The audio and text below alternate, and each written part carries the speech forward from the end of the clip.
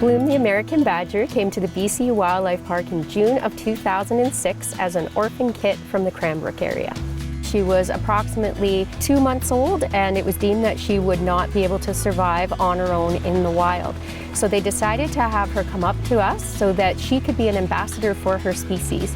Bloom has been part of studies done by Thompson Rivers University students to gain information about badgers that they can use to help wild badgers in British Columbia. We provide enrichment for the animals at the BC Wildlife Park to improve the environment that they live in. Bloom, the American Badger, she loves to dig, so we try to incorporate that as much as possible.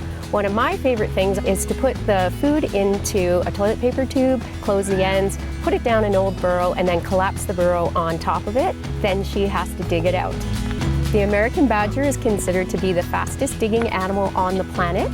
It can dig up to 1 meter deep in 1 minute. Over the last couple of years, we've seen all kinds of terrible weather events. We've had fires, things like that, floods. So we want to know that we can get that animal to safety. So crate training is very, very important, and that's one of the first things we trained her to do. Now for fun, I also trained her to open the door herself and to close it behind herself.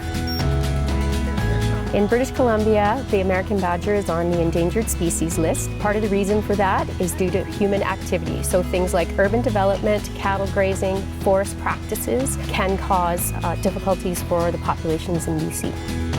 There are approximately 200 to 250 American badgers left in British Columbia, and the survival of these badgers requires for protected areas to be established, responsible stewardship of cattle grazing areas, appropriate forest practices, and in general, a better understanding and knowledge of badgers. If you see a badger in the wild, the best thing to do is give it its distance. But the one thing that you can do is report the sighting. It's very important. The badger recovery team would like to hear if you've seen a badger alive or dead, and you can do that by going to their website at badgers.bc.ca.